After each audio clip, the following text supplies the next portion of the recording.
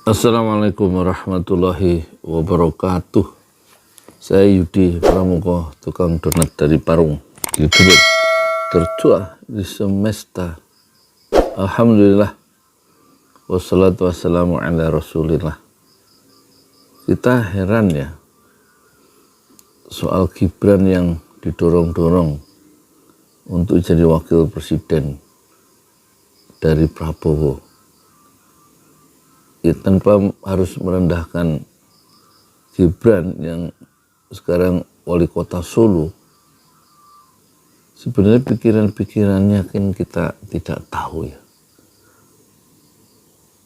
Beda dengan pemimpin-pemimpin yang lain, apalagi dibandingkan dulu. Sebelum kemerdekaan itu, orang itu ketika mau jadi pemimpin itu sudah mengenalkan dirinya dulu lewat pikiran-pikirannya.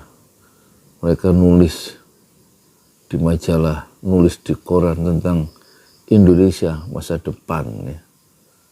Tentang apa yang mereka bayangkan supaya rakyat itu bebas dari kolonialisme dan mensejahterakan rakyat. Mereka pidato di mana-mana, memasarkan idenya, memasarkan gagasannya, dan mereka berpolemik ya.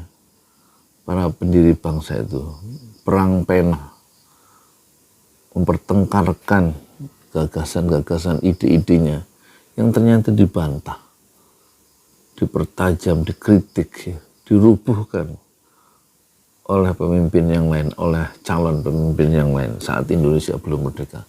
Itu semua bisa kita saksikan ya, di koran-koran, di majalah-majalah saat itu, yang jejak-jejak pikiran-pikiran anak-anak muda itu tampak masih begitu relevan untuk dikaji, karena mereka mengembangkan imajinasinya, mengembangkan bacaan-bacaan pada tingkat dunia, pemikir-pemikir dunia mereka kunyah, mereka mamah, mereka renungkan, mereka jadi bahan untuk melakukan refleksi bagaimana Indonesia ke depan itu yang lebih baik di tengah-tengah kebinekaan yang memang sudah given, sudah diberikan Tuhan bahwa kita berbeda. Tapi mereka mencari formula-formula baru, cari jalan-jalan baru yang lebih genuine, meskipun ada pengaruh dari sosialisme, pengaruh dari pemikir-pemikir barat, dari buku-buku yang mereka baca, buku-buku Eropa, dan juga aliran-aliran pikiran yang lain, yang lebih kiri, yang lebih kiri lagi. Dan itu adalah, kita kaya ya dengan gagasan-gagasan yang sangat, spektrumnya itu sangat luas ya, dari yang kanan paling kanan dan kiri yang paling kiri, yang tengah.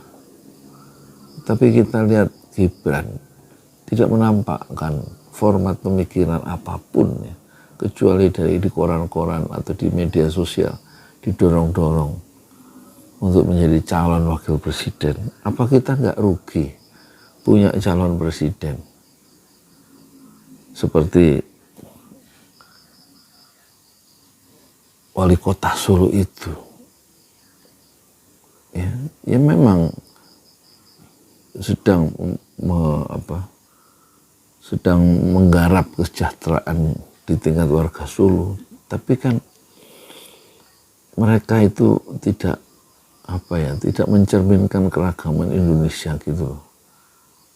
Beda dengan Anies Baswedan yang bisa kita lihat jejak-jejak karyanya, jejak-jejak pikirannya, jejak narasinya di Jakarta yang sangat beragam, yang merupakan etalase Indonesia.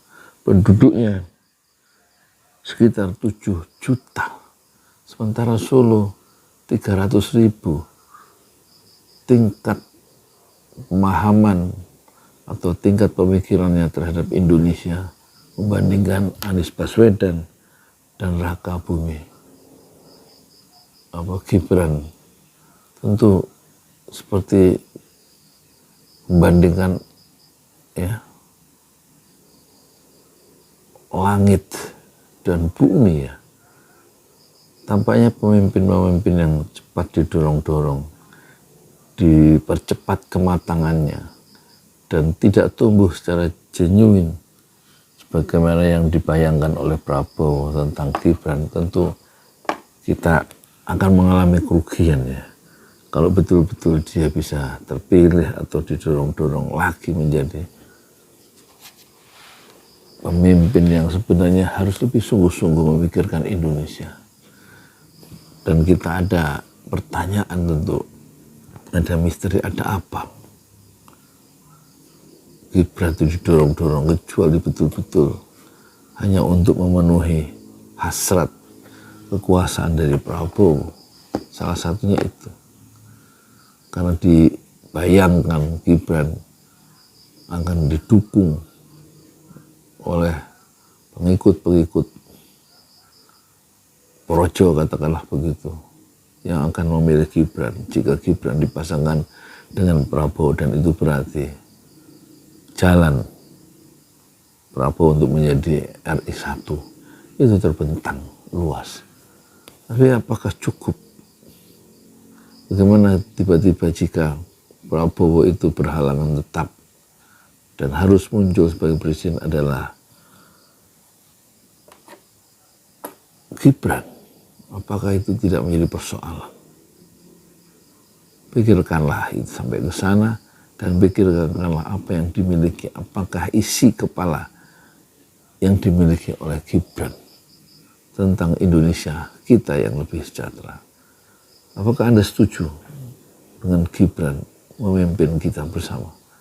Seorang anak muda 30 tahun yang tidak kita kenal format pemikiran kebangsaannya, hanya semata-mata mengandalkan pengaruh dari ayahnya. Assalamualaikum warahmatullahi wabarakatuh.